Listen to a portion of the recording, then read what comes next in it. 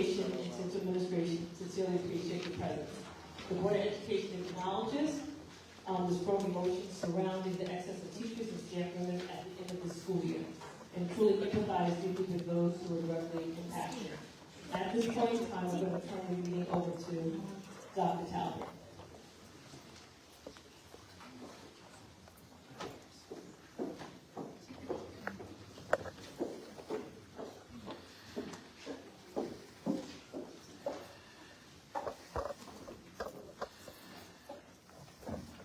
Good evening to our Board of Education President, Mr. Johnson, our trustees, colleagues, families, and members of our school community.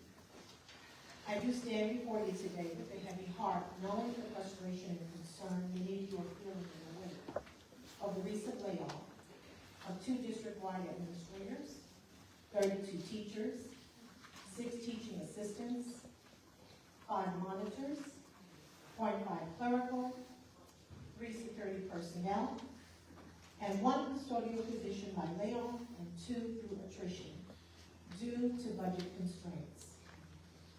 Your feelings are understandable, and your questions tonight are valid. As it pertains to our district class sizes, this year, for the 23-24 school year, in pre-K, our class sizes range from 10 to 12, and next year they are proposed to go up to 18 with UPK compliance. In kindergarten, our class sizes range 14 to 18, and next year the range will be 20 to 22. In first grade this year, our class sizes range from 15 to 19, and next year from 22 to 23. In second grade, our class sizes range from 19 to 20, and next year from 23 to 24. In grades 3 through 5, presently, we have a wide range of 14 to 28, and next year we're looking at 26 to 28. Through grades 6 through 8, we presently have a range of 15 to 24, and next year's range will be approximately 25 to 26. At the high school, grades 9 through 12, our ranges are from 24 to 29, and next year not to exceed 30 students. Now there are variables in those numbers because you have AP classes that are lower, and you have other classes which ranges may be a little different. So it appears that our district has had a fragile budget for years. Last year alone, our spending exceeded projections in crucial areas such as special education, general education, employee benefits, and more. Our revenues were overestimated, further exacerbating our already precarious financial situation. Compounding our challenges is the fact that our district's combined wealth ratio does not accurately reflect the economic realities of our student scholars' families. Despite the wealth ratio suggesting otherwise, most of our families do not live in that tier of wealth. At the same time, neighboring districts receive more state aid, leaving us at a disadvantage when funding our schools. Our current fiscal position is dire. We have minimal dollars in our savings account, fund balance, and reserves to help navigate problems. This indicates a lack of financial cushioning. But let me be clear, this is not a problem that has emerged overnight. It is the culmination of years of having a fragile budget. In meeting with our internal auditors, we are implementing the recommended internal controls to improve processes moving forward. We have met with elected officials to plead our case. But in times of crisis, and that's where we are, we must come together as a community, united in our commitment to finding solutions and forging a path forward. We cannot change the past, but we can shape the future. And that starts with transparency, accountability, and collaboration. That is why I am pleased to announce that on behalf of the board, we are making preparations to meet with our educational stakeholders to provide an opportunity for open dialogue and meaningful engagement. This will be a chance for you to talk with us about our schools, our budget, and most importantly, how we can work together to address our challenges.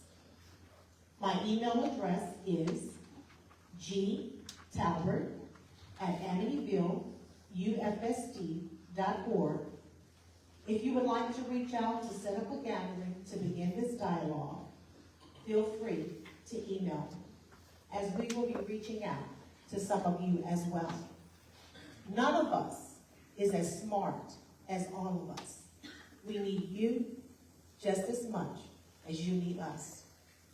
Change will not happen overnight, and the road ahead will undoubtedly be challenging. But by working together and harnessing our community's collective wisdom and dedication, I am confident that we can navigate these turbulent waters and emerge stronger than ever before. Tonight's budget presentation will be presented by Ms. Olivia Buatsi, our Assistant Superintendent for Finance and Operations, and she will provide a preliminary overview of the 24-25 budget. If you can cue the screen for the presentation. So slides 2, 3, you can go to the next slide. So this particular slide gives the important dates as to when you will be hearing from us according to the budget development process. Following these dates, the budget development process began in November, and it has been a collaborative process where we have worked together with our school leaders in terms of establishing some of what you will be hearing on tonight. Ladies and gentlemen, just as a reminder, I believe that there may be some handouts in the back. If not, we will definitely put this presentation up online. Excuse me, Dr. Talbot.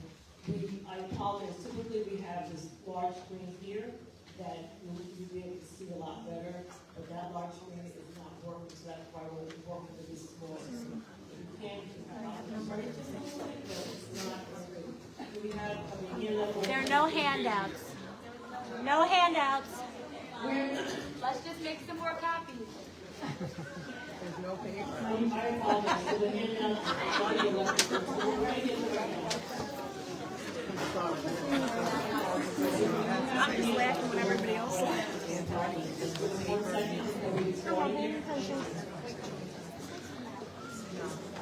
They should have made the sign that I didn't have my sign because I don't have my paper.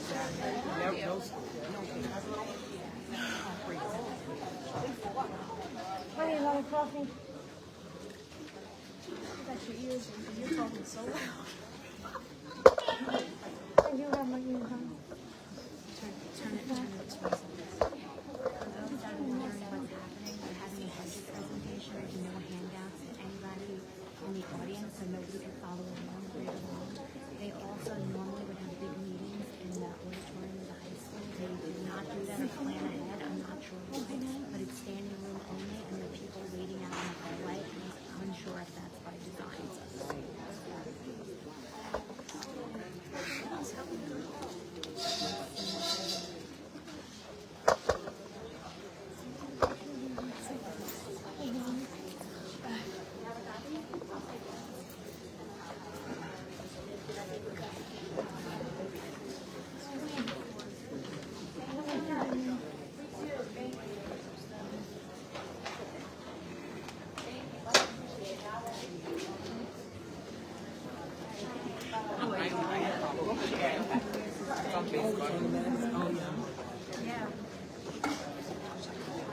Perfect, yeah, thank you.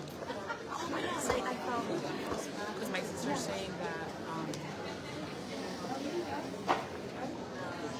behind the scenes.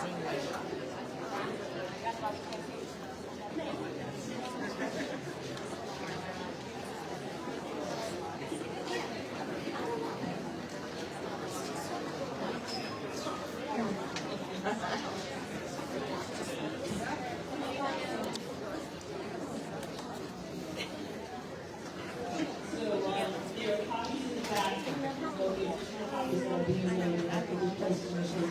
But copies are being made. So there'll be more copies being made if you want a copy tonight, and a copy of the presentation will also be placed on the website. So Dr. Talbot, you can go forward. Thank you. Thank you for your patience. There were over, I believe, 100 copies of this presentation in the hard copy, and it will be posted on the website following tonight's meeting on tomorrow as well for you to review. As we had spoken earlier, the budget development process has been a collaborative process in terms of meeting with key stakeholders to provide you the update that Ms. Velazzi is going to facilitate on this evening, primarily talking about some of the budget drivers that's driving this year's budget. So without further ado, I present to you Ms. Velazzi.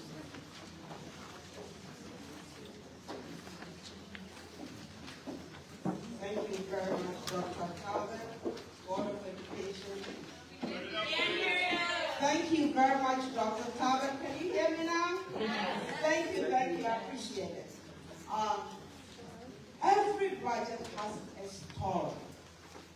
Even though we are dealing with numbers, the story drives the numbers. And this year is not an exception. And I'm going to go through the budget drivers in the 24-25 year.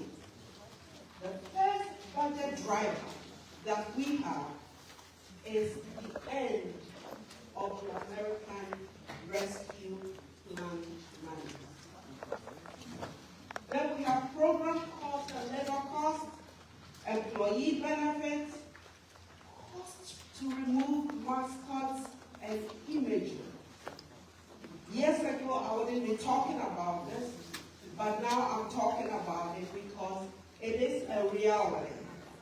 Commercial insurance, energy performance contract, and like Dr. Talbot spoke about, we also have an issue with state aid. Even though our combined work ratio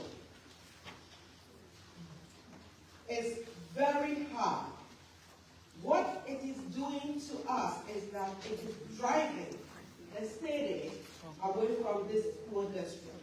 And compared to neighboring school districts with the same demographics, we do not get the same state aid that should be due to us. And this year, it's even worse this year because the government is trying to take away what is called the hold harmless or safe harmless. And that safe harmless provision in the allocation of state aid is really very important because what it says is that whatever state aid you receive this year, you will not get less the subsequent year. But this is where we are. About half of the schools district in the entire state are going to experience a reduction in state aid. Excuse me, there's no comments from the community at this point in time. We will take comments from the community on agenda items and non-agenda items once the presentation is done. So I'm respectfully requesting that people do not shout out from the audience. So therefore, we can get to the presentation and we'll be able to receive questions from the community. Thank you. The increase that is being alluded to is about 1.61% increase. That is so insignificant, given what we are facing and given what most school districts are facing next year. Can you go to the next screen? So the American Rescue Plan were relief grants offered by the federal government to schools and communities that were struggling in the wake of COVID-19. The ARP grant in Amityville was used to reduce class sizes so that teachers were better able to close the learning gap created as a result of the COVID years. They were also used to hire staff to address students' mental health needs. Unfortunately, this money will be eliminated in the fall of 2024. This is not unique to Amityville. A lot of school districts, including New York City, is going to have a problem because this funds will be eliminated this year. It was supposed to be a relief money. It was only for 3 years, and after 3 years, it is going away. The next slide. So some of the other problems or the issues that we are having is that we continue to have students in out-of-district placements, special education increase, and those monies are very significant. And we are not saying that that is not the right placement for students. It is indeed the right placement for these students because that is what their IEP or Individualized Education Program mandate that we provide for them. In addition to that, we continue to see an increase in the number of students, both regular ed and special ed, in both these programs. We also continue to see an increase in the number of students enrolled in charter schools. Charter schools are a particular, let me explain to you how charters are funded. They get an allocation of our state aid. So every student that is enrolled in a charter school gets a proportional share of our state funding. This year, it is more than $20,000 per student. So the more students that go to charter school, the more they draw from the funding that the school district has. So it is an issue. 3 years ago, we were looking at about 35 students in charter schools. Now we are over 55. And that is a very significant impact on our budget. We also have to project the total labor cost for all our bargaining units in the district. This includes contracts that have already been settled, as well as projected costs for future contracts. So here is another area where it is very difficult to control the budget, the employee benefits. This includes health insurance costs, retirement, Social Security, which is the employer portion of Social Security and Medicare, unemployment, life insurance, and workers' compensation. But of all these benefits, the health insurance piece is the most expensive. And the next 3 slides, I'll show you how much health insurance costs have increased over the last couple of years. This chart shows exactly how much we paid in the 2012 school year through the 2021 school year. You can see that the red line shows a steady increase from year to year, and in fact, it dips down in the 1920 school year. But come COVID, we were getting a lot of things for free. Really, they were not for free. The insurance companies turned around and started to bill us. And now we are beginning to see double-digit increases in our health insurance premium. As you can see, the last 3 years, the cost of individual premium and family premiums have gone up over 34%. This is also very telling. In the 2014 school year, we paid about $20,000 for family coverage. Now it is hovering around $40,000 per employee, which is about 100% increase from 2014. This is a huge cost on the district, and this is something that puts a lot of stress on the budget as we go along. Next slide. Next slide. So let's go back to the other slides about the mascots. Last year, around April 2023, we received a directive from the state telling us that all school districts certain school districts, we have the warrior loan, and they were telling us that we should get rid of that by 2025. Even though the school district got together, we got together with other school districts to fight it. Because we are uncertain what the outcome will be, we have to continue, or we have to start to budget for the possibility of cleaning it up, or changing our mascot, or changing our athletic uniform. And those are very expensive. When we get to the line-by-line budget, which the board is going to start looking at on March 16th, you would see the impact of this legislation on our budget. It is huge. And because it's a mandate, we don't have a choice. We have to do something, and we have to start preparing for it. Now, I already spoke about state aid, so I'm not going to repeat myself here, but these are the sources of revenues that we get. Also, when you go back to the budget drivers, I talked about the insurance premium, commercial insurance.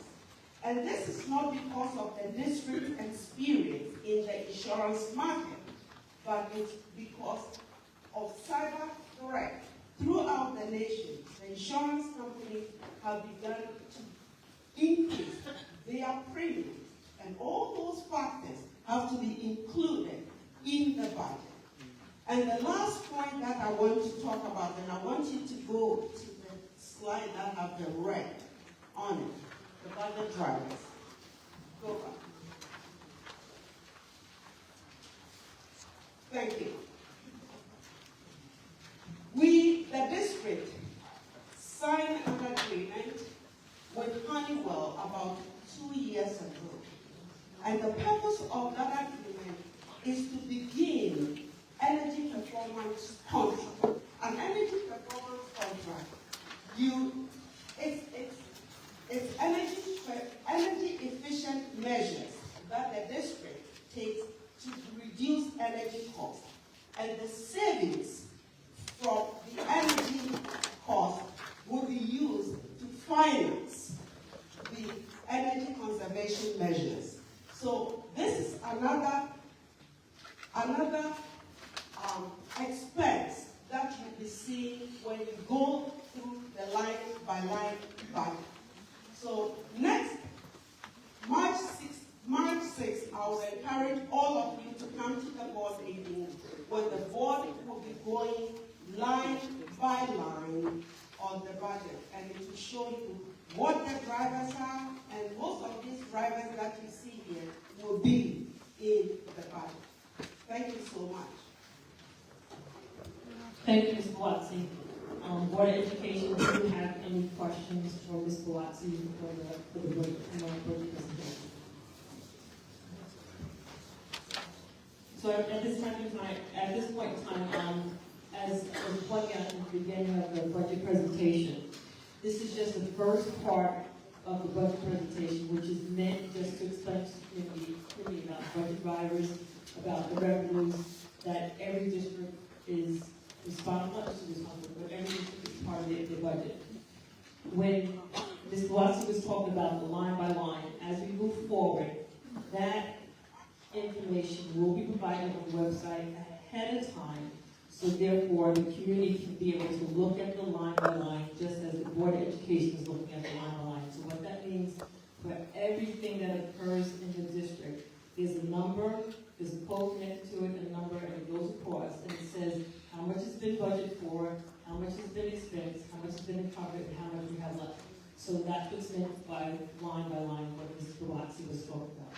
So we do encourage you to come back for the next budget presentation. That one will be a lot longer and a lot more detailed as we move forward.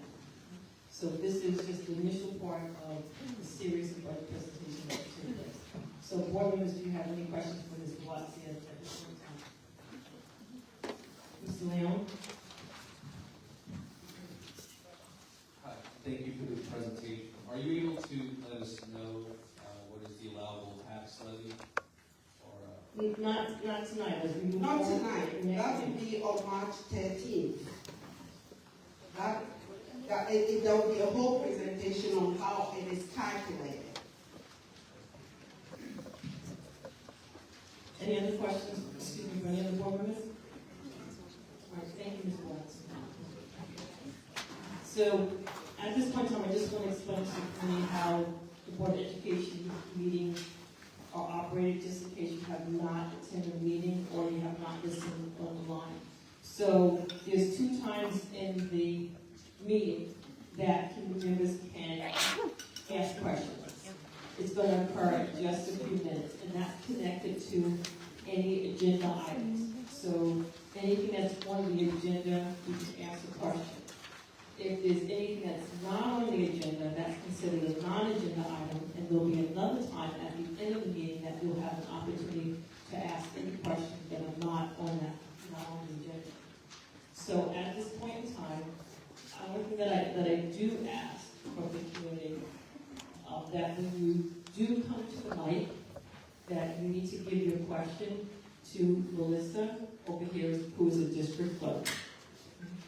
Once you receive your question, you just need to state your name. You do not have to give your address whatsoever. During the appointed time for the meeting for agenda items, it's 15 minutes, and you have 3 minutes to speak. For the non-agenda items, it's 30 minutes. You have 3 minutes to speak, but you also need to put questions as well. So at this point in time, the only other thing that I do request as well is that in order to hear the voices of everyone that they would like to speak tonight, I request that we do stick to the 3 minutes. There will be a buzzer that will go off to reach the 3 minutes, and that will be the end of that time. And the respectful request that you sit down.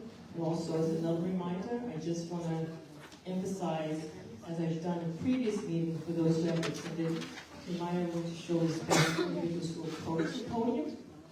And every voice deserves to be heard at this point in time.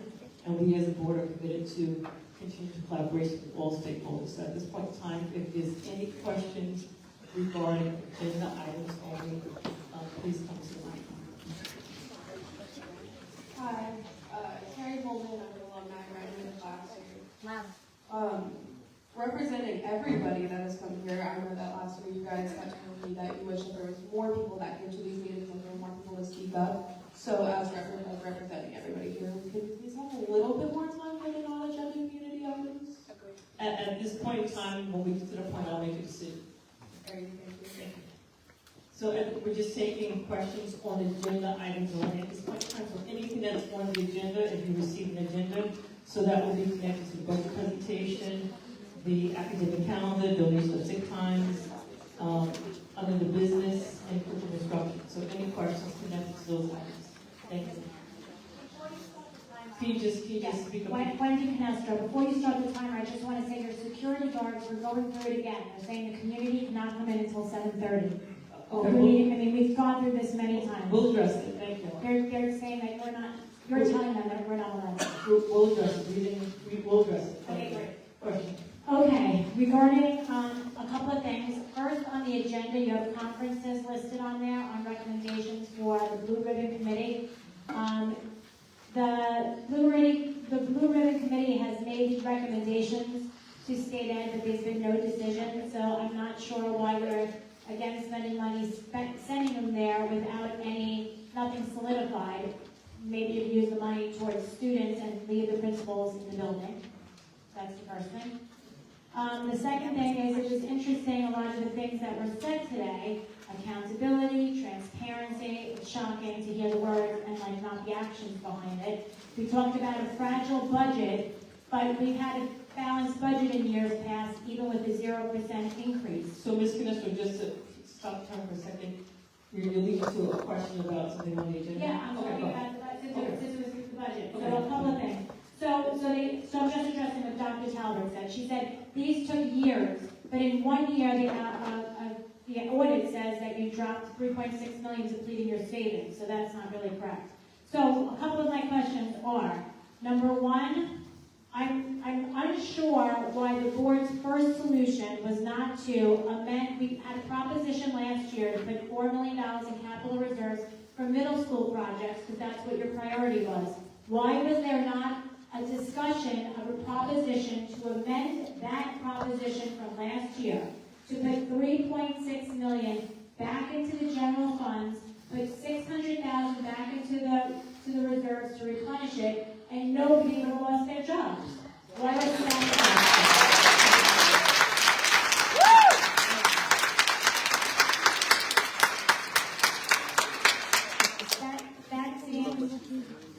That seems like the first thing that you should have done. Is there a reason that wasn't done? Continue the question. Oh, okay, you're not answering questions? There are other people who may want to ask questions, so I just We want answers. We want answers. excuse me, if the meeting does not stay quiet, so therefore we can hear what everyone has to say, then we will not continue with the meeting. So please do not yell out. We've been very good the whole night. Ladies and gentlemen, I'm respecting your question. I'm respecting your question. Let everyone remains quiet, because we need to be able to hear the person who is at the mic. When people attend the meetings, typically what we do, if we're able to answer a question, we will answer the question. If we cannot answer the question, people know from previous meetings that a response will be provided. So I am requesting that those in the audience, just as we are sitting here listening to the person who's at the mic, I'm requesting that those in the audience do not call out, because that impacts the person who's at the audience and at the podium. So please do not call out when someone is at the podium. When we take all the questions, when that person is finished, at that point in time, we will either answer the question or not answer the question. So once again, in order to maintain order in the meeting, you cannot call out. Thank you. Go ahead, Ms. Smith. Okay, reminder to the audience, the board works for us. Okay, so as far as the drivers that was mentioned in the budget presentation, it should be noted that every district faced almost all the same drivers, and the other districts did not land on significantly financial stress designation from the New York State Controller's Office. They somehow managed. Let's see, I have a couple other things. I want to know, if you're making all these cuts this year to teachers, you're driving up to classrooms, and you said that it's going to be the least impactful on programs and services, that actually impacts the students directly. And if you were to make these cuts and you were going to balance the budget in 1 year, in one budgetary cycle, you catch up, what happens in the next year? This can't be the game plan, right? Because kids cannot be served with no teachers in the classroom, with overcrowded classrooms. There has to be an educationally sound plan here. There just needs no plan. I felt like The budget presentation, Dr. Talbert's thing was a deflection to your dereliction of duty. Thank you, Ms. Brenda.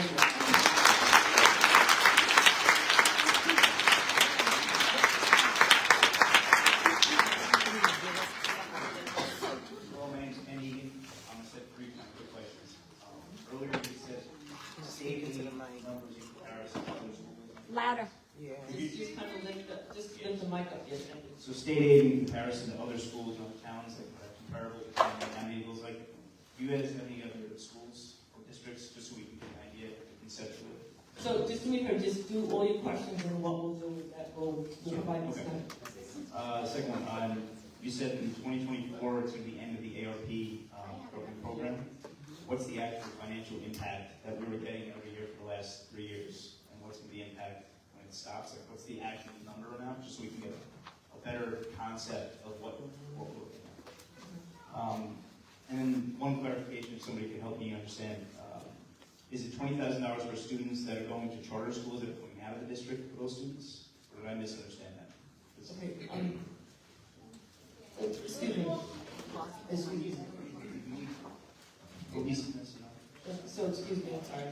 So, Dr. Talbot, I know that Ms. Castro had a couple questions as well. I'm not sure if you're able to answer those questions.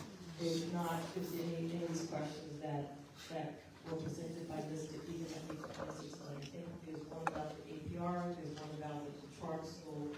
And I know with the charter school, it's $20,000 that the district has to be responsible for students to go to charter school. So if there's 10 kids who go to charter school, there's $20,000 per kid, that's $20,000 that's a cost to the district. That's not going to the district. That's not going to the district. The district has to. So what happens is, that's why you see some districts throughout New York State, that's why they oppose charter schools, because of the fact that we have to, public schools have to pay for the charter schools. That was that particular point. For the APR, that's something that is COVID funding. I don't know the exact number. I think as we move forward with the budget and line by line, we will have those exact numbers. I don't know off the top I of think my that head. would be helpful for us Yeah. to get an idea of how. Yeah, those numbers we definitely will have as we move forward, because that's something that everyone needs to understand, that was money that all districts got throughout New York State, throughout the United States. And now that money is now gone. And that's some of the things that they are saying, that money being gone will impact districts. And Thank you. the last one was, Who we are in comparison to. that's something that I think as we move forward, we can provide that information. Is there any of the questions from this discussion that we're able to discuss this evening? Go ahead.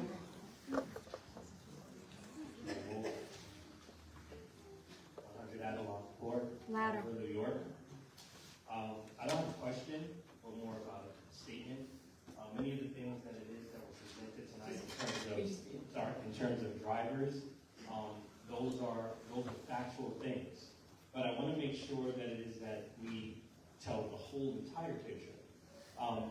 It was said that it is that this was something that didn't happen overnight. And that is a possibility, but we don't know. What we do know is that the district has had a budgetary surplus 2 years in a row prior to us being in the budget. The great funding that it is that we got, other districts got too. We have to start thinking about how is it that we utilize those monies and whether that contributed to where it is that we find ourselves. And the other piece is that every single district is in the same position that it is that we are in terms of money. Now, the wealth index that it is that we're talking about, that is something that handcuffs our district. Nonetheless, budgets and the planning for that is what it is that we're supposed to do to mitigate that. So there are going to be things that are unexpected, but budgets increase from year to year. They don't stay flat. So if they increase from year to year, and there have been surpluses, and there was a thought that you were running in a surplus, to say that it is that this was not a surprise, but then to say that it is a surprise, I think we have to kind of figure out which one it is that we said. Because that is problematic, and it's not, and people are not getting the whole entire picture. So facts are great, but you have to make sure that you include all of the facts as it relates to the drivers and the financial situation that they're facing. Thank you. Any other questions regarding the agenda? Terry Coleman, just one quick question. Is the middle timer supposed to be stopped when you guys are talking or there's an interruption? Because it was to our knowledge that that was for the community to speak and it hasn't been paused. So when I go to speak, it's supposed to be processed. Add 5 minutes. So, any other questions regarding the agenda items? Can you add 5 minutes to that? If we do need it, I definitely will for agenda items. Thank you. Any other questions regarding the agenda items? Yes, so, you know, we were talking about my state aid, but we do get $44.5 million of state aid, and we're getting almost $1 million more.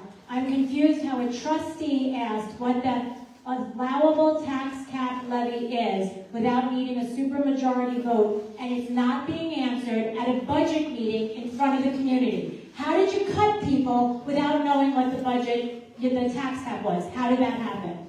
The second thing is, I would like to know what programs and activities have been cut prior to you deciding to cut staff. So at this point in time, Dr. Talbot, have there been any programs that have been cut? No. So you cut no programs, you cut teachers before programs. So at this point in time, Ms. Canestro, at this point in time, what we have done, we have informed the individuals in the district in terms of teachers, monitors, custodial staff, clerks, that they will not be coming back at the end of June. We're still in the process of going through the budget. We're just in the beginning. Just when we asked about the tax, we're in the beginning. This was Cutting just though. We did 10 more I today. really have to So what you did is I came to a meeting last Wednesday. There was no mention that there was going to have to be any accessing. You know, there was going to be personnel cuts through attrition. There was no transparency with that. You nuked people's lives on Friday with no warning. You're saying that you didn't cut programs and you didn't review it. How did a decision be made? Let me speak, please. No, How did a decision be made to cut people's jobs without looking at the Canestro, program or the activities first? And how do you not know the tax? Ms. Canestro, I'm going to stop you here because what you're, I don't disagree. What I'm saying to you is that at this point in time, you are talking about the budget, but this is more detailed. So the key is this. Still the budget. Wait a second. Oh my God. Let me finish. You're making a statement about what happened with the budget. Couple things. There was a whole process that occurred in terms of decision making and accessing the news. It was not an easy thing that occurred. Central administration did it the right way. They talked to all the bargaining units. It was done the right way. So at the meeting, we're not going to say to you, oh, next week or this day there's going to be excess, because individuals had to be notified the right way, and it was done the right way.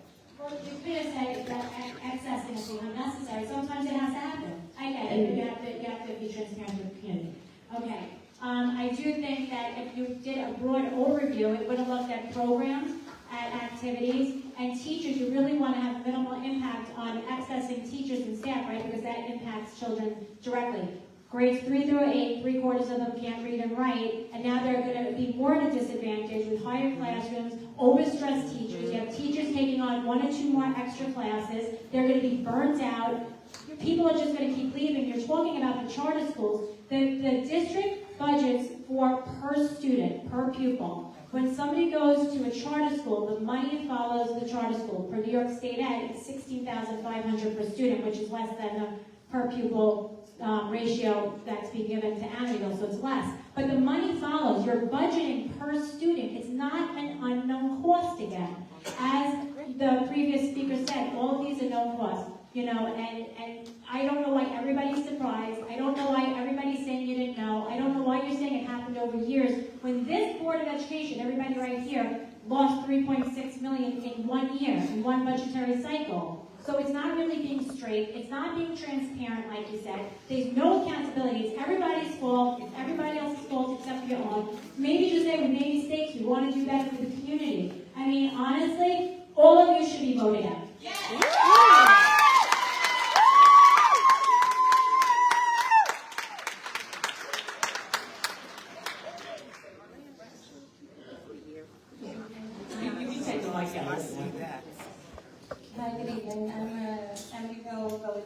other two in the district, both in elementary school. In terms of program cuts, I'd like to read out a message that I received today from the Northeast Elementary School for my daughter's STEAM program that was once again postponed until further notice. So in terms of not cutting programs, I would like to say that this reads, once again, I regret to inform you that the after-school STEAM Academy program scheduled to start Thursday, February 15th has been postponed until further notice. We apologize for any inconvenience. So now, as of today, I can tell you that this is just love to say that there's probably no budget to cover for this program. But now moving on to my question. You mentioned that the grants to be expired now fall of 2024. When did you become aware of this, and why was no action taken in advance to mitigate this risk? So, excuse me, all the APR grants, everyone knew that they were ending in 2024.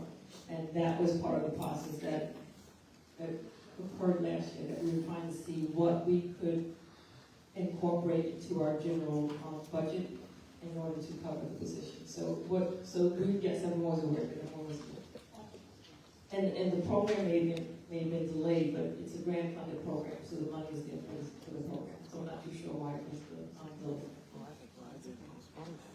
My second question is, you mentioned that there was an influx of higher teachers to cover for COVID. But what exactly is that number, and how does it compare to the number of cuts that we're facing today?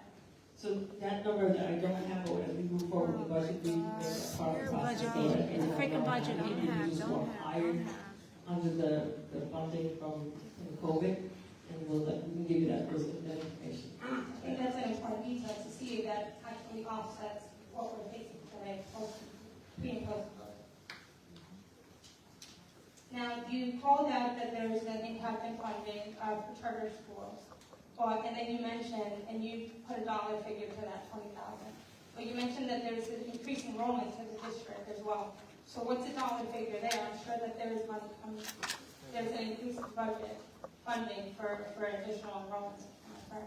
We don't get money for students when they come into the district. We just get a blanket amount from the state. So it's not like we get money for students to come to public school.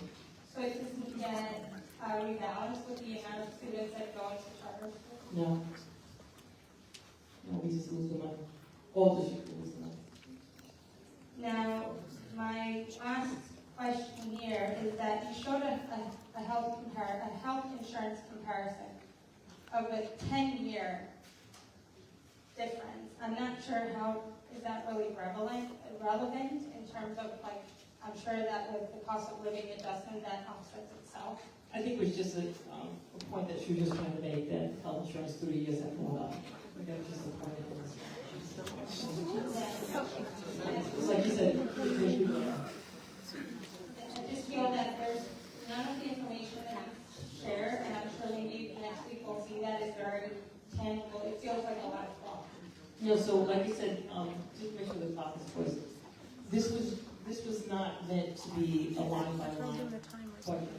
This was just to say, these are the drivers, these are the revenues, that was it. So it was not, generally, most first presentations are not very detailed. So to your point, there's not a lot of depth to it, but as we move forward, we'll be more depth. Thank you. More than later.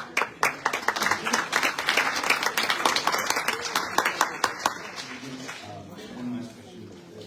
The employees that were removed, the 39 of them, or what the number is now, do you know what impact will be next year on the budget? It's at, 60,000 hours or 50,000 hours, 39, it's like 2 million. So as we move forward, that information we'll be able to provide, to show you that. What kind of budget is this? Don't I know? Thank you.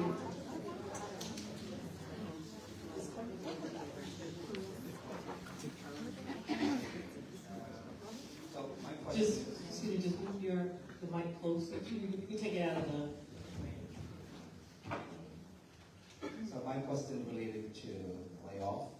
So will the board be able to share with the community the criteria that was used to determine what staff would be let go? So that's based on seniority, correct? It's based on seniority. And that's something that something that's also made public. If I want to see evaluation for all of the staff, that will let go.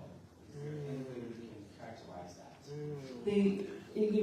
Mr. Sheehan, who's a legal, I'll double check. I don't believe committee is allowed to see evaluations of employees in the district. No, it's not. No. Yeah, it's based on when they were looking at excessive positions, it was based on seniority. There's a whole list that's established for different unions in terms of seniority list. Well, I think as a member of this community, I think we need to ensure. that Louder. Just be close to that. I think as a member of the community, we should be able to clearly identify what criteria is used in terms of, so at least we should ensure there's some equity across the layoffs. The only criteria that is used, and please correct me, Mr. Sheehan, and Dr. Talbot, is seniority. We don't, they can't, it's by seniority, am I correct? That's it. That's the only criteria that we're allowed to use. Okay. Just for the record's sake, if I need additional information pertaining to the criteria that can be provided to as a company member, right? We can, but it's not going to change. It's based on. I know it won't change anything. Yeah. I just need to see that. Yes, that's fine. This is very soft and circulated. Okay. Thanks. You're welcome.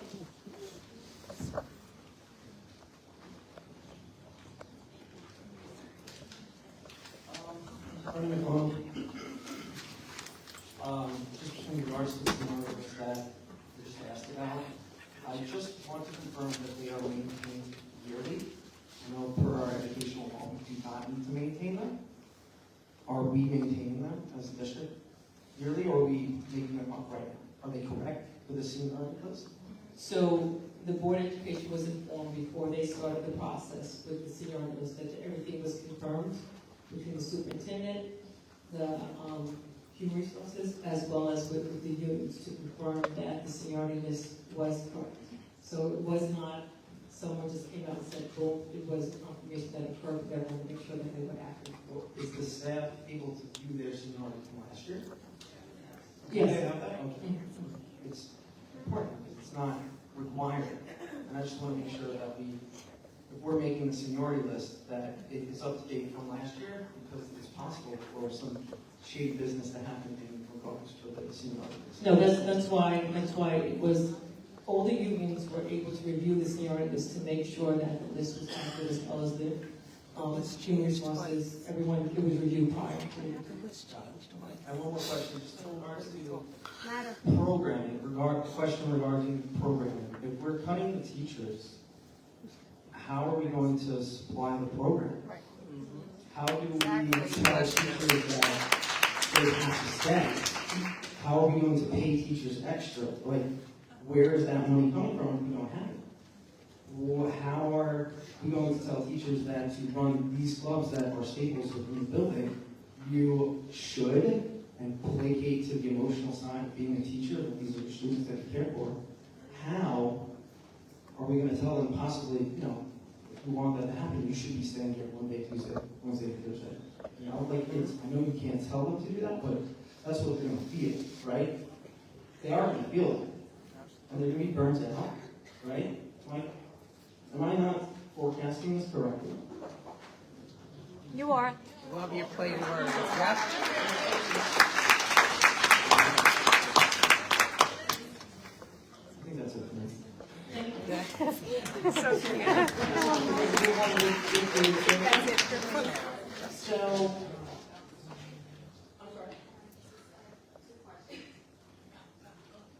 Don't ask. Said they were going to give the money. They can extend the time. Yeah, as they should. Is it not apparent to you that the community and the staff are not happy with your budget proposal? We haven't even seen it yet, you haven't told us what our tax cap is. Are you going to go back to the drawing board and reconsider how you're going to make this budget work? yeah, that's what we said. You said you're At gonna the do that? future, in the future meetings, there will be the line-by-line budget increase.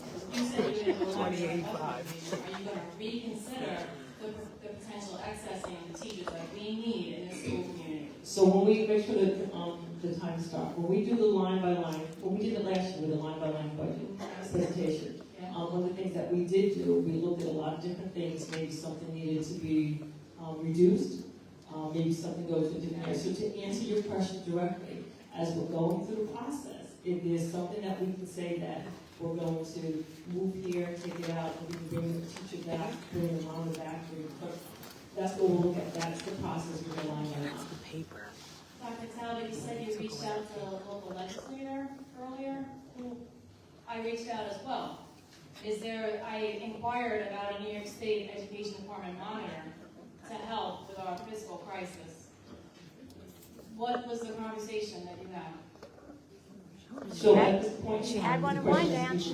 So at this point in time, we have been reached out to Community John Pierre, that's not connected with the budget. So we reached out to Community John Pierre, Dr. Talbot did, and there's information that's being gathered, and once we get all the details back, we will give you an update of what occurred. This is a budget Things meeting. have happened, things have been looked at.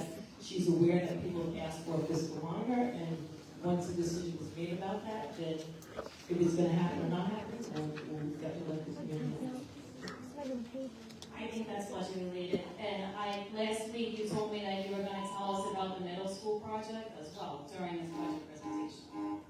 It will come along, it will. Oh my lord, this is terrible. So, no, Mr. Mayor, hold on a second, please. So at this point in time, that was the timer, just hear me out. Well, just hear me out 1 second. That was the timer for agenda items. So do you have a question regarding the agenda? And I'll take the questions. I have a question, but I don't know if this is the right meeting for the question. There's a lot of stuff that went over the file. I'm here for one reason only, and she touched on it. She mentioned something about $3.something million missing. Okay. Hold on. No, hold on. So that question, you definitely want to hear It's a budget what question. you have to say if it's regard to $3.6 million deficit that we're currently in, right? At the end of the items that are on the agenda, I will have you come back as the first person that, and you can finish with your question, and we'll go from there. Isn't that a budget If question? you'll be the first one that will come back, if you want to stay right there, you'll be the first one to come back. So at this point in time, we're going to go on to the agenda. Can I have a motion for agenda item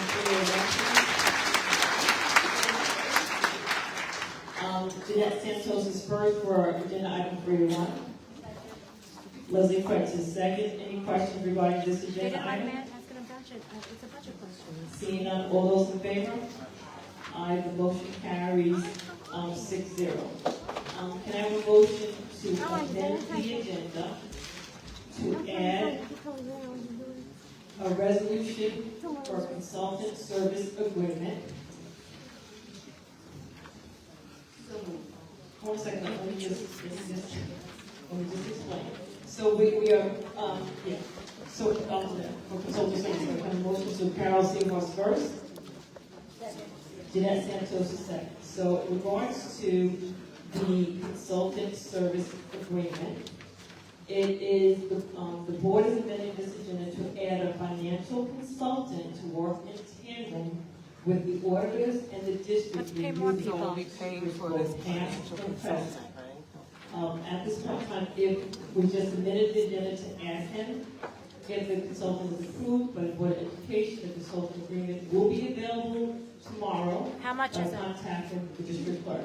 What's the So I cost? will read the resolution. Be resolved upon the recommendation of Superintendent Dr. Jimmy Talbot that the Board of Education Amityville UFSD School District does hereby approve the agreement with Carl Frazier for the 23-24 school year and authorizes the Board of Education to execute said agreement. The cost of this individual will be $150 per hour with a maximum of 100 hours. Any other questions or comments from the board on this particular item?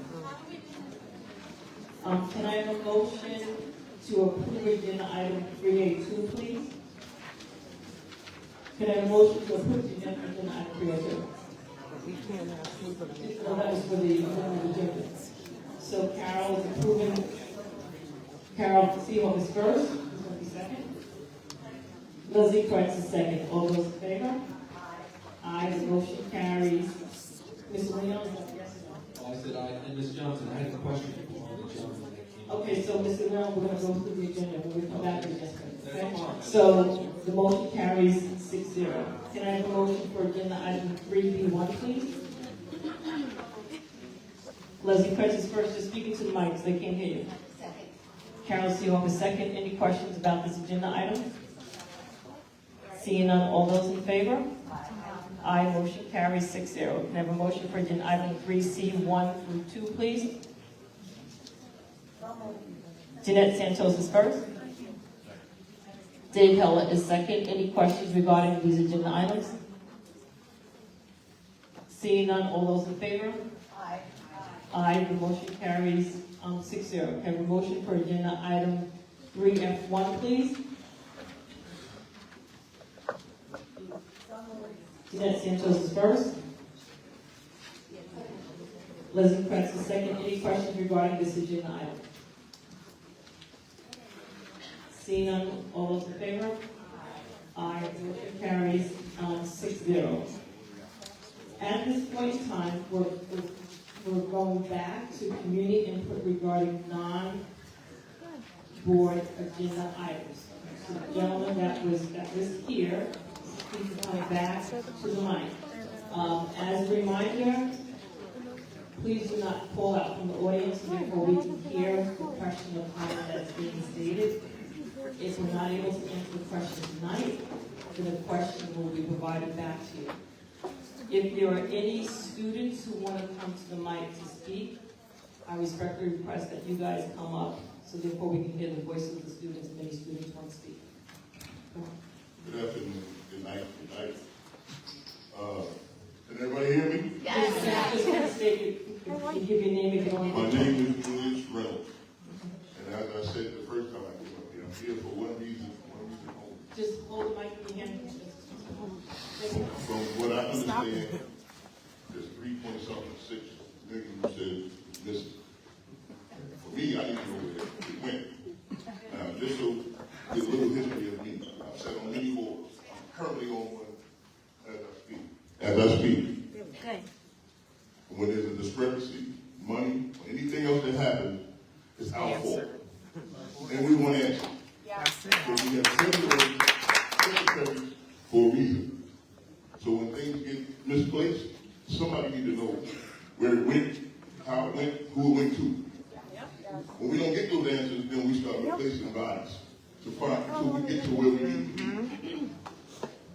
You said a lot of things today, and I don't want to take up a lot of time because I can't do that. A lot of things were said, but there's no accountability.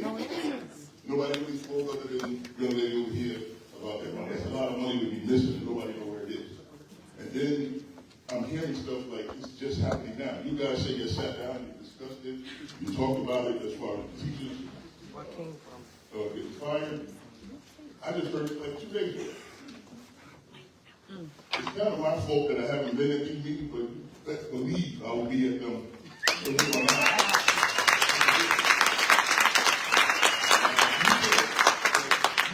may not be able to come up with an answer. That answer should be able to be presented tonight. Because the treasurer and the secretary is here, right? They're not? Well, they should be. If it's a meeting we're discussing these things, even if they're not here, they should be presented on paper what happened and whatever. Because you can't not thought that wasn't going to come up. Of course. That's why we're here. That's my goal. If you answer that tonight, you'll let me know. That's what I thought.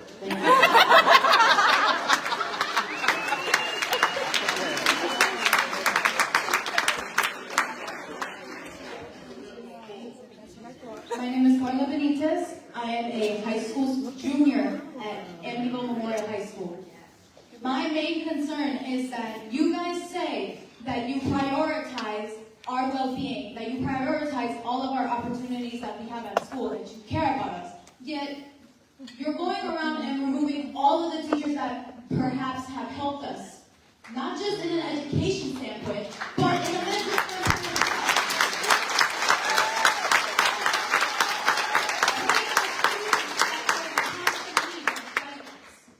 And yet that is being taken away.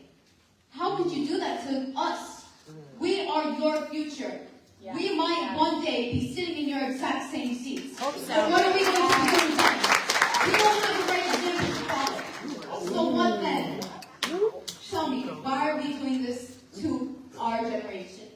Why are we doing this to the future? That is it.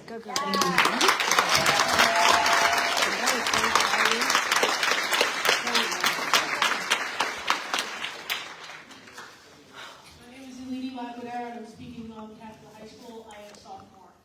From last year and for nationwide, the past couple of years, there has been a national teacher shortage, and it has been shown at our school. Louder. Just last year, me and hundreds of other students were left without teachers. Last year, I was left for 2 quarters and more than that without an English teacher. More than half the year. And then when she returns, after a few weeks, she quits her job. Over 60 from the span of September to June last year, teachers have to quit their jobs to go find better paying jobs and more secure jobs at other schools. So my question is, why are we firing more staff members and teachers when we're already in a clear shortage and kids are missing out on classes, important ones that they advocate for regions, because you guys can't supply teachers, because you guys obviously don't know how to work out your money. Hello?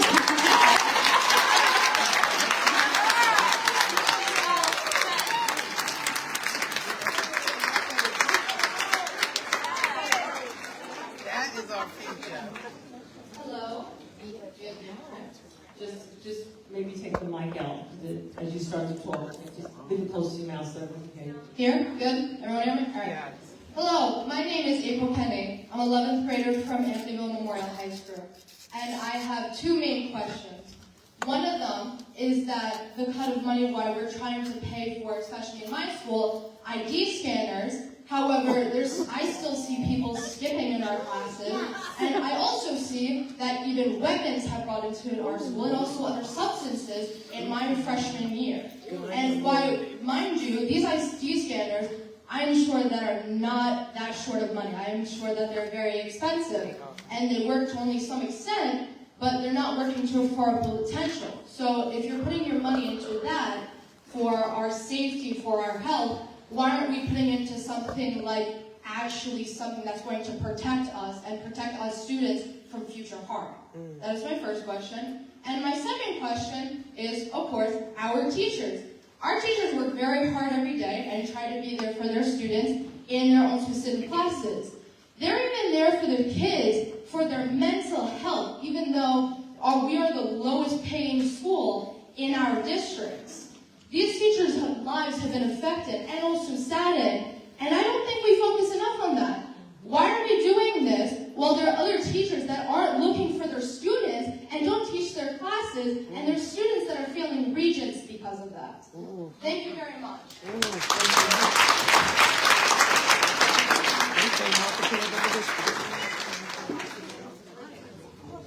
Nice job, guys. Hello, my name is Delaney Katz, and I'm a sophomore at Amityville Memorial High School. Over the past week, we have all been devastated after seeing the events that have occurred, and that is why we're here today, to explain the impact that this has on us, the students. You have access over 30 people of the staff in this district, people with children, people who have been tenured, people that the students are close with, some of which only find comfort and trust in certain teachers and workers that have already been accessed. You are taking away the bond we have built with the staff here, the people we trust. You have been accessing teachers when some teachers have already been teaching extra classes. So what's next? Is it our electives, our clubs, our sports? If you get rid of any of these, it takes away our creativity and what makes us, us.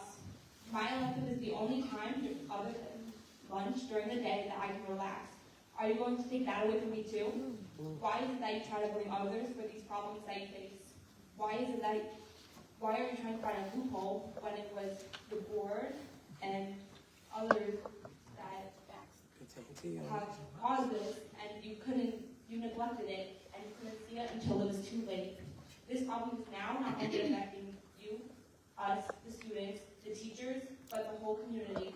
How is it fair that the first proposition you proposed is to raise the taxes by 3% when you neglected the money?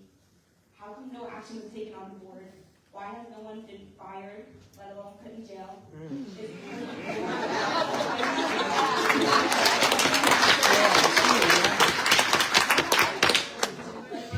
Tech transportation costs $10 million each year, and instead you just try don't try to find the other solutions. You just settle for what is easiest. What I think is that you, the board, and the central office are in denial that you've neglected millions of dollars. Why is it that you try to blame others for your mistakes? In the Amityville records, the head of the district's custodial unit has stated that the hiring freeze is causing people to be scared. They are scared to take sick time as well as being told not to, for fear that they might lose their jobs. How is that okay? This community did not start with the best reputation, and now what will happen if people see the way you have treated the staff here? Thank you.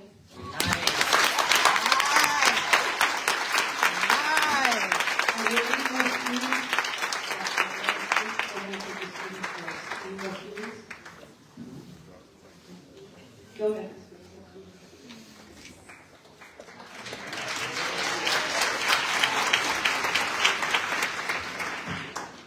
You can take the microphone now. Hello, my name is Allie McClone. I reside at 2 Bacon Place, Amityville. For anyone here who doesn't know me, I was a member of this Board of Education in Amityville between 2017 and 2020. As a K-12 alumni of this district and a former member of this board, I'm here in support of this community, for my nieces and nephews who attend this district, for my 1-year-old daughter and what her future holds, and for all the teachers who did not deserve this fate. While I'm fully aware of how a school board is supposed to run, I can confidently say that while the board can't necessarily be blamed directly for the debt we are in, they must absolutely be held accountable for all the people they've been hired over the last few years who are responsible for mismanaging these funds. The irony of the superintendent's letter to the community is that it states this was done to lessen the blow for student programs and services, but if you don't have enough teachers behind these programs, the kids will suffer either way. While I'm not here to compare anything about my time on this board to yours now, and I know firsthand that being a board member is not easy, this situation is unacceptable because it is something that could have been avoided with less people-pleasing and more work done with the best interests of the kids in mind. Sometimes taking the more difficult road while facing scrutiny from some is the road worth taking if it means the kids, their families, and the teachers who are on the front lines every day don't have to suffer. Thank you.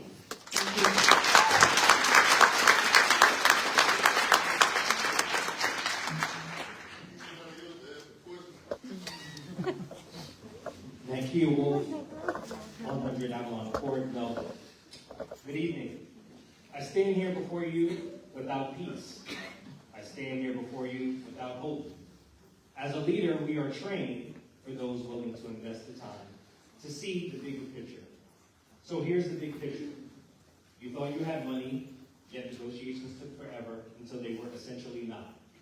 We asked for your presence to make you aware. You chose not.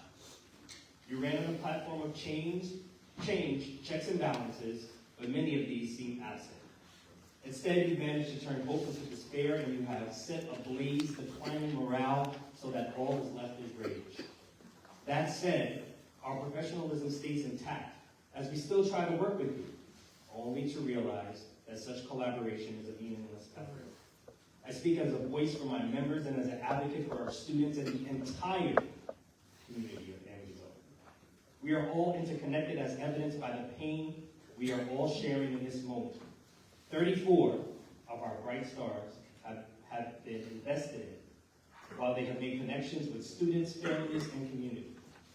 Gone, not because of performance, but due to facts that you haven't completely uncovered yet.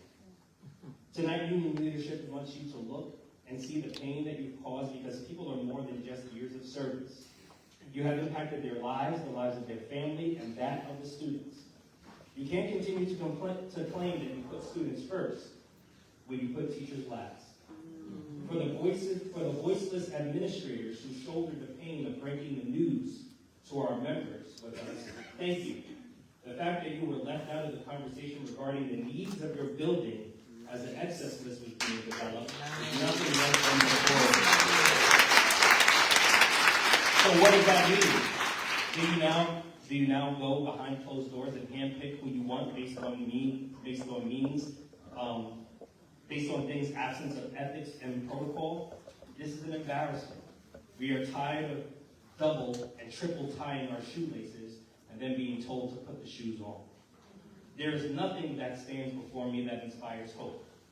Many of you claim to work together, forget about well, either have no clue as to what is going on, or are just standing idly by. There is no confidence that we can be led out of this by you. What we have are people who are trying to escape blame, point fingers, and save their own jobs.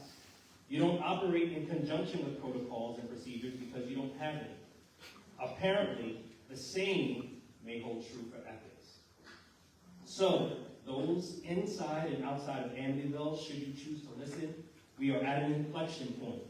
We need people who care about our students, our teachers, our districts, and our community as a whole.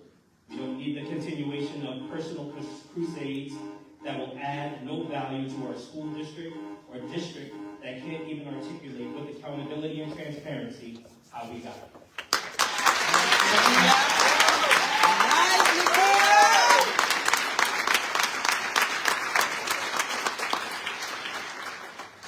Good evening, Francis O'Brien, 684 Bohemian Parkway, Sable, New York. We, the ATL, are disheartened from where we stand today. This crisis will personally affect everyone, not just those in this room, but every student, community member, employee, and stakeholder in this district.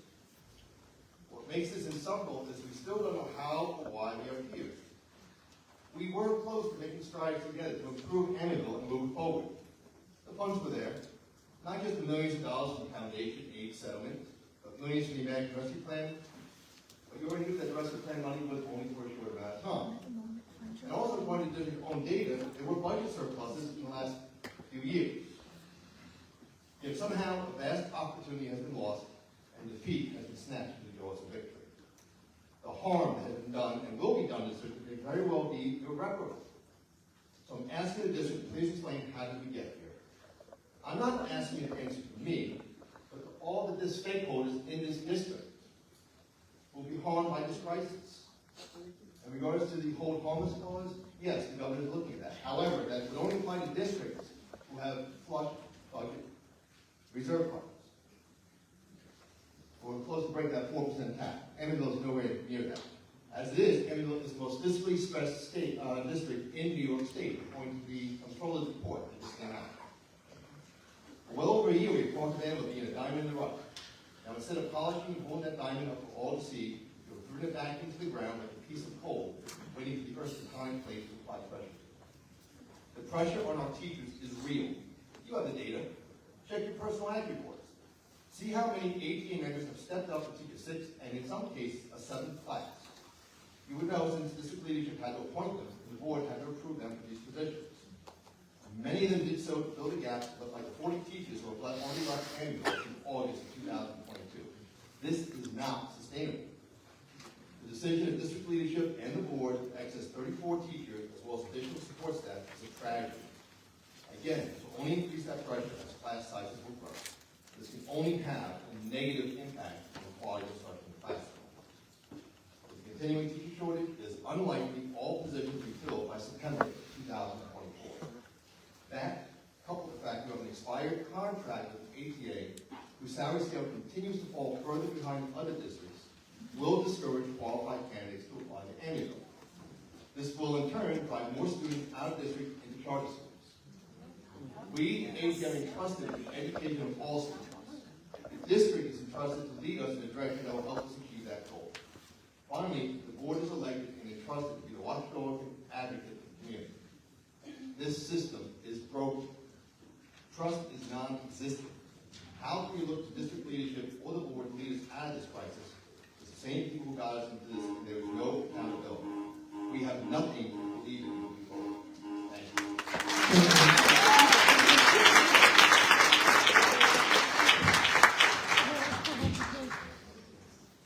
Matt Grice, 85 Craig Road, Iceland Terrace. It's ironic that today is Valentine's Day because I, along with everyone behind me and on the sides, are heartbroken over the events of the last week. I thought morale was at rock bottom when we learned in November about the disastrous misappropriation of funds on the part of the district. I was wrong. Delivering the devastating news to our members that 34 teaching positions were being accessed really puts things into perspective. I want it understood that these individuals are not just names on a list who can quietly and conveniently erase the district based on simple, cold, and calculated decisions. These are our teachers, social workers, and guidance counselors who chose to come to Amityville so that they could make a difference in the lives of our students. They show up every single day and will continue to show up every single day, despite knowing their fate, because our teachers, social workers, and guidance counselors will not abandon their students the way this district has. Now, 32 ATA members will lose their salary and benefits at the end of June. They have families to take care of and bills to pay. But none of this is related to their job performance. These 32 individuals are paying with their jobs for the mistakes of those tasked with protecting the interests of the teachers and students who are part of the Amityville family. Somewhere that as we sit here tonight, they deserve to be acknowledged as more than just names on a list. The loss of their daily contributions cannot be overstated. The negative impact on class sizes, student services, and other educational supports is immeasurable, and the workload left to those who remain is unsustainable. If there is one small silver lining for those who are being accessed, it's that there is still a national teacher shortage. Many schools are desperate to find high-quality teachers to fill their vacancies. Just because Amityville hasn't prioritized retaining the best teachers for our students doesn't mean other districts operate the same way. In fact, of the 670-plus districts in the state, we find ourselves at the top of a very short list of districts in financial distress. How can we hope to come back from this when, although there's been plenty of finger-pointing, there has been still no accountability? We still don't fully understand how we got here, and we have to put our faith in the hands of the same group that shares responsibility. We also have serious concerns that the district is significantly underreporting the extent of that deficit as a result of financial documents we've obtained from the state. In a moment, we will be walking out. However, I do not want this to be misinterpreted as an overplayed political stunt. There is no reason to stay, as there is nothing that can be said by anyone on the other side of the table to ease the pain our teachers and students are feeling. Nothing can be said to reassure us that help is on the way or to make us feel that there is a path out of this mess. We are walking out because our time is better spent out there grieving with and supporting our members.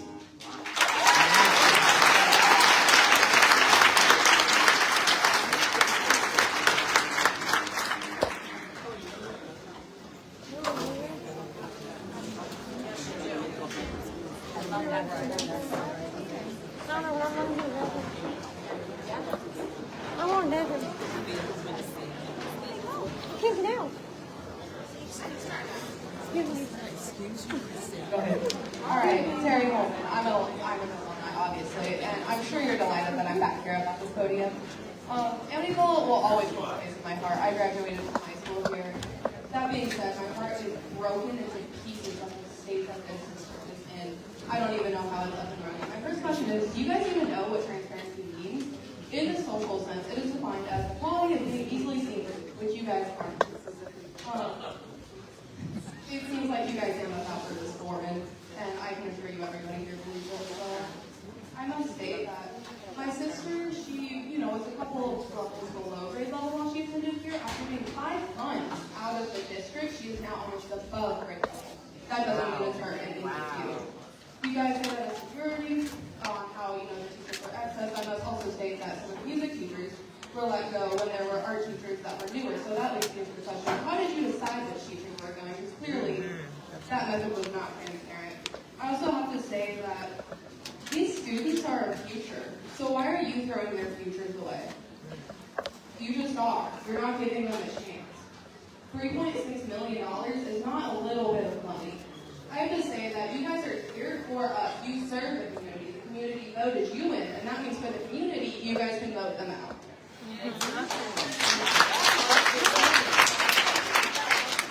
And thank you.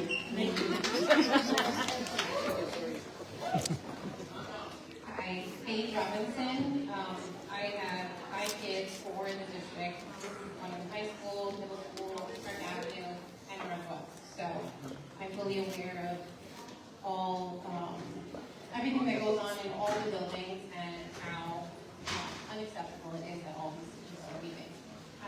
I do have a question, because I know that you explained a lot lot of the budget issues on money that goes to charter schools and to private schools, so insurance and busing and homeschooling now, because that has become a big thing that's happening in our district because students aren't thriving here. What is this board doing to keep our kids in our schools?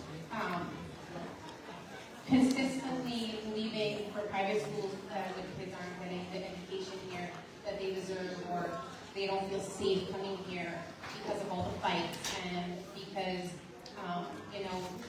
some kids feel like every day they're going to jail instead of a school where they can thrive and they can learn and they can be their best self. Or kids coming home and saying, I don't want to go to school here anymore. I can't learn. It doesn't work for me. I don't want to go to school. Like, this is the attitude that kids are coming home with, and that shouldn't be how school is, and that's not how Amityville was for a long time. I went pre-K through 12 here. I prided my kids on going here. And even my husband and I look to say, what can we do, because our kids are not getting everything that they deserve in this district. And now they're saying that the best we can do is fire teachers to get our money back under control. In my opinion, Ms. Robert said something earlier, like, it's years of issues with the budget that have led to this crisis. It's a few years that this board has been here, this unacceptable board that has led us to this crisis. Parents have done their due diligence. They've gone to teachers, then they've gone to principals, then they've gone to this board. Last year when there was no teachers, parents stepped up. Parents asked, why is this happening? What are you doing? Nothing happened. There were still no teachers. And instead of providing an education for these kids just got duplicated quarterly grades. So you're basically telling students that school is not really important. It's just a number on a paper, and it's very easily that we can cheat and just duplicate it because we couldn't provide you a teacher because we didn't do the right thing by hiring a teacher in place of somebody who wasn't going to be here that we knew about. It's the constant lack of accountability and transparency that doesn't happen here that leads our kids to feel like school is worthless. They don't want to be here. And that's not fair. And you guys have to do better, or you just have to sleep. You guys, you're not helping our kids by staying here. Somebody else is going to do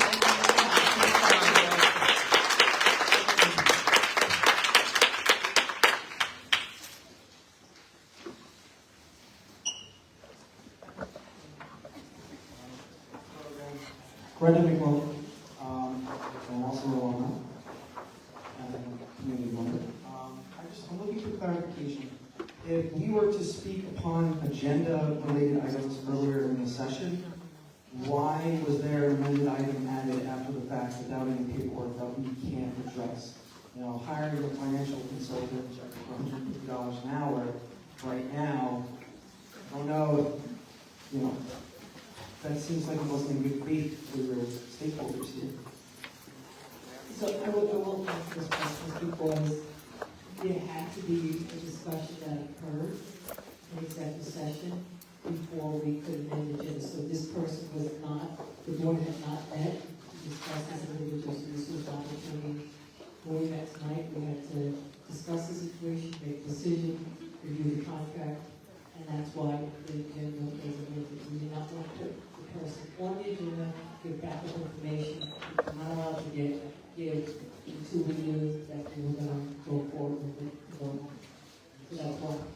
You were just resolving to vote upon potentially contract. Is that? No, what I was saying is that, first we just talked about that tonight was the first night that the Board of Education had the opportunity to meet this potential consultant. So being that tonight was the first night that we met this consultant, at the same time we received the contract and we were able to review the contract. At that point in time, the board said we could bring it forward and we'll bring it to a vote. That way it was not on the agenda. Is it impossible and improbable with our current technology or using the voice to notify the stakeholders here before we entered into that open session to discuss agenda items, to let them know we will be amending this agenda with one additional item. That's a good point, right? You couldn't put it up there, you know? But typically what happens is that when we get to that particular section of the agenda, which we pause it, that's when, if there's anything that's going to be amended to add, that's when it's done. So your point is well taken. Yeah, thank you. No, in an effort of transparency, to have us speak about items that we are looking at on an agenda, and then secretly have an item that we're going to bring up. It was secret, because you knew you were going to bring it up, right? We only knew after we had it. You knew after the executive session. You knew after executive session. And when we come here to the open public session, we have our presentation from the superintendent and the office of the assistant superintendent of business. And then we open it up for us to discuss items that are written on that page. And there's one item not written on that page. It's not transparent. And that's why it hurts if you've been here. I'd also like to address that I am also a public school teacher in a district in a similar situation who might be facing excesses. From the private conversations that I've had with some of your excess members now, it doesn't sound like it was in good faith and in their best interest to speak to them first and then bring it to the board meeting.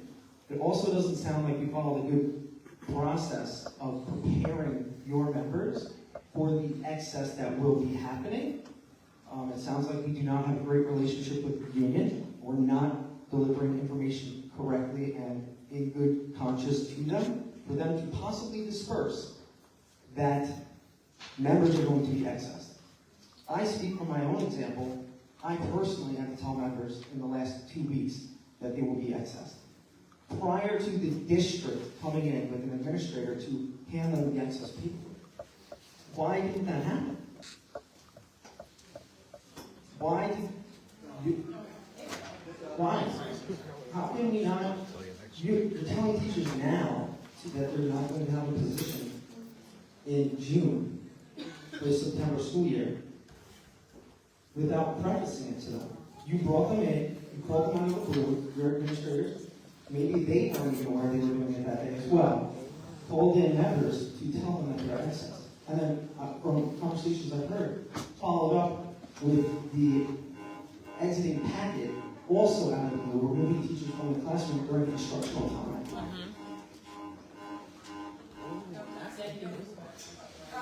Thank you. No answer. Okay. Thank you very much. Excellent.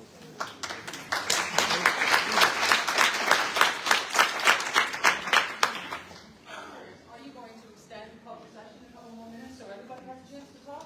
I'll see what happens. That's great. So I have 2 young daughters in this district, and we have been to many districts over the last couple of years with their education. My ex-husband, and this is the question. And it is quite amazing to me that we have 12 people sitting on a board. Your overview is very flattering.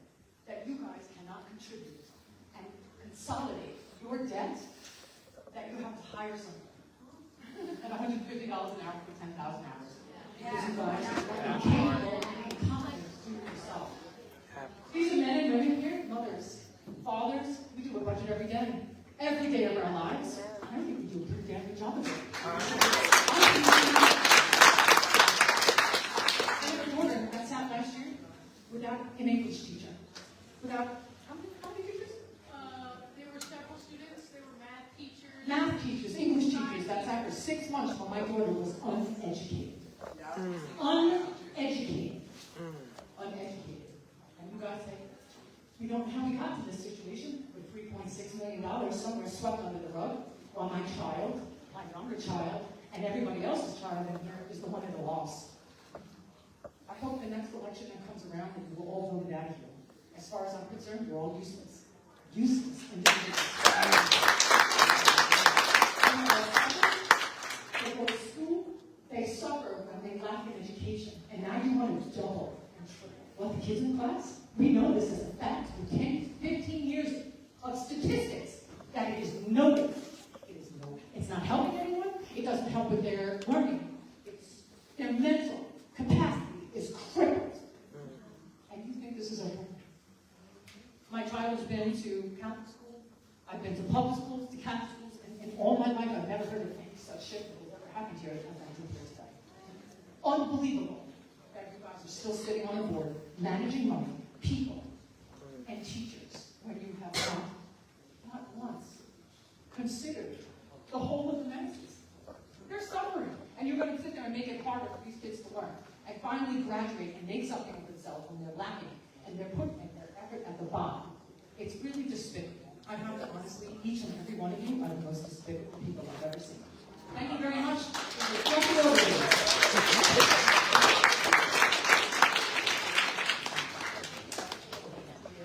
Hi, I wanted to say, you're elected to be fiduciaries. That's a pretty high standard.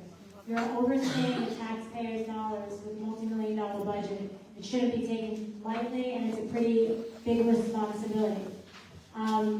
We are now, according to the Walk-On item, going to pay $15,000 to a consultant to babysit you because you can't do your job.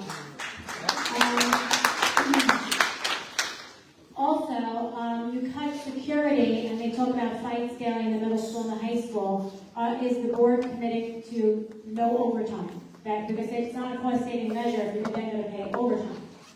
The other thing is, I didn't get my answer about the proposition. I feel like you should know that offhand. Did you consider the proposition or not? Because nobody would have to be cut if you did that. I've offered so many solutions. I come up here, I've been a big critic. When you've done well, I've told you well.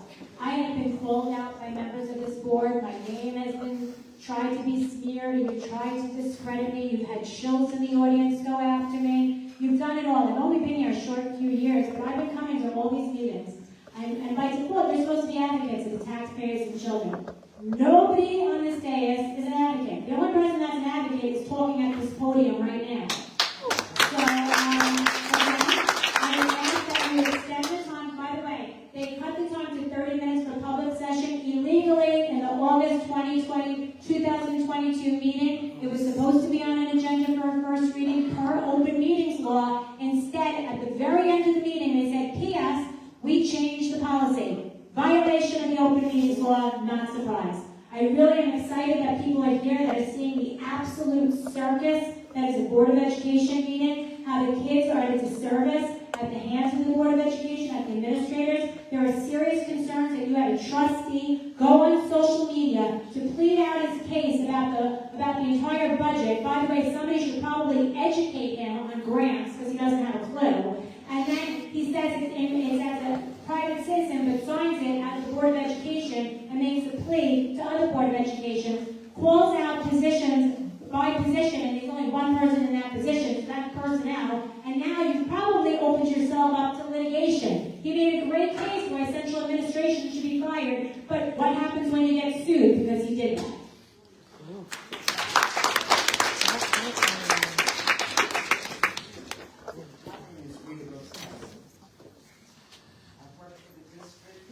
I would say take the mic out. So that way you don't have the... My name is Rita Costello. I've been working in Park Avenue School since September. This morning I was brought into the principal's office and told that I could no longer be needed as a Jew. Sorry. Sorry for you. And I'm supposed to feel wonderful and come to work tomorrow and feel like nothing has happened. I have family that I don't care about. What am I supposed to do? Oh, that's not your problem. It's mine. And you made it. Where is the money? Where did it go? What happened to it? What did you spend it on? Because you didn't spend it on the kids. That's right. They are what is important.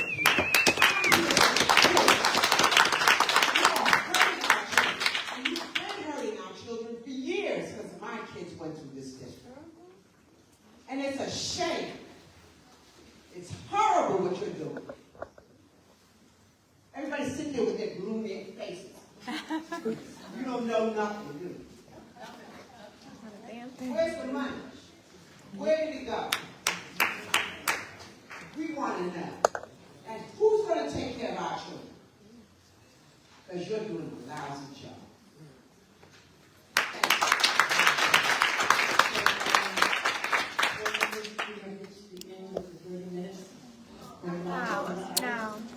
So we will, as we have to do it, this is the protocol.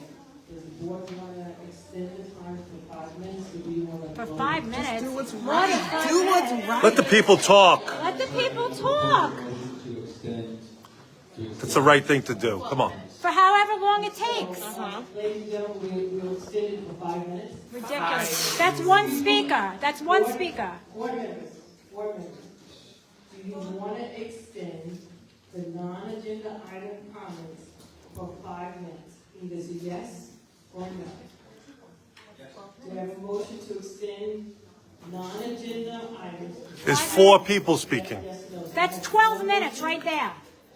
Do I have a second for the motion? Then call it a second. All support extend the time for 5 minutes. So we have 5 minutes. Go ahead. Margaret Shaw, Amityville. I would like to thank everyone sitting in the audience today. Thank you very much for being here. We've implored people to be showing up to these meetings. We're at a crossroads of devastation because nobody is looking at the body in front of me. I'm here 2 years now, bitching and moaning and carrying on and congratulating when it is due. It's rare, but it does happen very rarely. But what I'm saying is, thank you, everyone, for being here, and I would like to see you all here again. Because if all eyes were on this board for the last couple of years, and they have to be accountable, we might not be in this situation. So everybody think long and hard about showing up every so often to let them know we're watching. Previous teachers on this board. How you sleep at night and seeing what you do and what you vote for is beyond me, and how you sleep is just, I can't even imagine. It's disgusting and shameful. Dr. Talbert, it's deja vu for you all over again. You went from the frying pan to the fire. Yes, ma'am. And the other thing is, I would ask everybody, imploring everyone listening to my voice right now, if you know a CPA, have them run for the school board, because God only knows they need it, and elections have consequences. And every single one of you that are up for a seat should be out and then some. Leadership is not, it's an oxymoron in this district. There is no leadership in this district. It is absolute oxymoron, because they don't know how to lead, they don't know how to present, they don't know how to do anything right. They're ridiculous. You can't get out of your own way, because I sit here for the last few years, you sit here in power and not service, and it is mind-boggling and disgusting, and I think all of these people behind me have had enough. Thank you. If you have some students that are behind you, I'm going to take the students first. Can I have the students come forward first, please? I hate to do that too much. Thank you. Hello, I'm back again. Only recently it has been brought to my attention about 2 days ago that we have had this year an increase of $72 million for funds out of COVID aid and out of state aid. I would like to know where that has went and where the $3.6 million went. It didn't go to Narnia, it didn't go fly off the Neverland. It's obvious that you guys did something that you all know what happened to it, because you guys are the ones in control of the funds. It's clear that you were too incompetent to control money and where it goes, and none of you deserve a job. As far as I'm concerned, you all deserve working at McDonald's.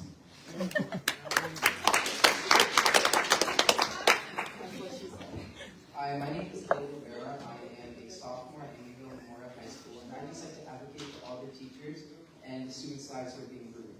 Because there are so many teachers who help support students find out what they want to be when they grow up, help them have a comfort space at school, especially when other classes can be so stressful. And without those teachers, like, students' lives could fall apart without their support, because they are the structure to help raise us, help us learn, help us grow. Without them, everything would be broken. And that's, I just wanted to say that. Just good job. Very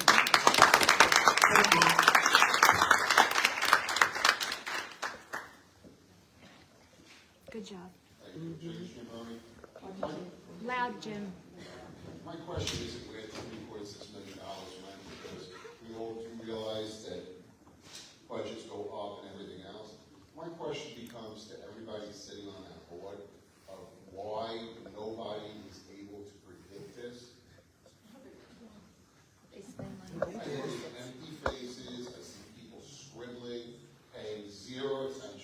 Yes. Maybe some people that resigned should have stayed resigned. And other people sitting here nodding their heads, you were part of it. So why are you nodding your head? You had every single aspect of all of these people, these students, us as taxpayers, business owners, and everything else. And you guys screwed up. And don't have answers for the people that put you up there. It's sinful. It's absolutely sinful. And to sit there and nod your head because all of a sudden you're up for re-election. Woo! And to think that by nodding your head and coming out now and saying, oh, this is a problem, get that answer. Listen, I'm going to have to ask you to address the president. Tough. The board. Are you a member of it? So, Mr. Did you make part of the budget? You will address the president. So, excuse me, Mr. Leon. Excuse me. No,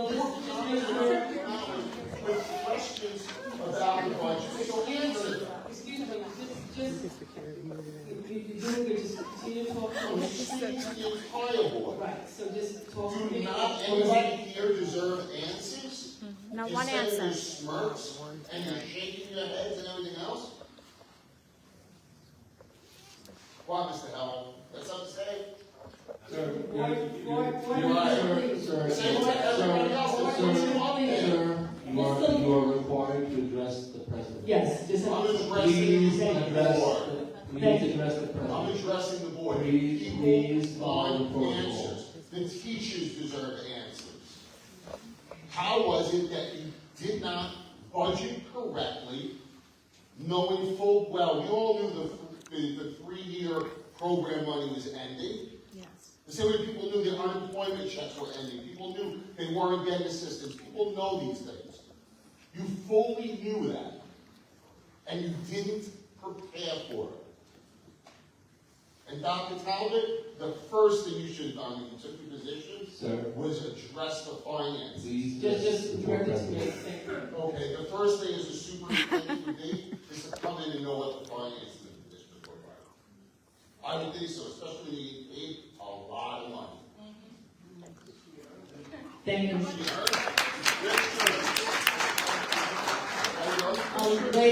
Ladies and gentlemen, at this time we are ending the input of non-agenda items. That's Can I outrageous. have a motion to adjourn? Boo! God Boo!